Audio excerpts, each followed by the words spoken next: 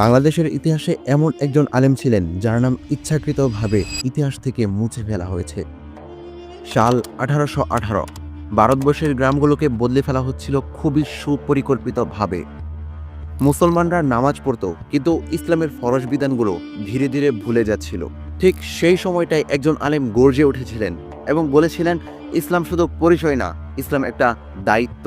কে সেই ব্যক্তি যে ইসলামের এই মহান দায়িত্ব নিজের কাঁধে তুলে নিয়েছিলেন? তিনি আর কেউ নন, তিনি ছিলেন হাজী শরীয়তুল্লাহ।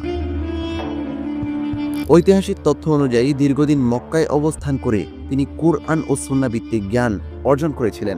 বাংলায় ফিরে এসে তিনি দেখলেন ভয়, কুসংস্কার আর ইস্ট ইন্ডিয়া কোম্পানির চাপে মুসলিম সমাজকে কোণঠাসা করে ফেলা হয়েছে। তখন তিনি শুরু করেন ফরাইজি আন্দোলন। এই আন্দোলনের মূল লক্ষ্য ছিল একটাই, মুসলমানদের ফরজ ইবাদতগুলো ফিরিয়ে আনা, নামাজ, রোজা আর ওই সকল আকীদা যা মুসলমানদের থেকে ধীরে ধীরে হারিয়ে যাচ্ছিল ব্রিটিশদের চাপে। এই আন্দোলনটা ছিল খুবই শান্তিপূর্ণ, কিন্তু এর প্রভাব ছিল অত্যন্ত গভীর। গ্রামের মসজিদ, মাদ্রাসা আর সাধারণ মানুষের জীবনে ইসলামের গুরুত্ব নতুন করে জেগে উঠেছিল। কিন্তু সমস্যাটা এখানেই শুরু হয়। এই জাগরণ ব্রিটিশ নীলকর ও কিছু জমিদারদের স্বার্থে প্রচণ্ড রকম আঘাত হানে। ফলে ফরাইজি আন্দোলনকে একরকম সন্দেহের চোখে দেখা শুরু হয়।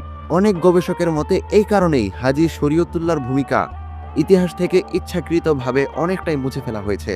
ফরাইজি আন্দোলন যে বাংলায় মুসলিমদের আত্মপরিচয় রক্ষায় গুরুত্বপূর্ণ ভূমিকা পালন করেছিল, এ বিষয়ে সবাই একমত।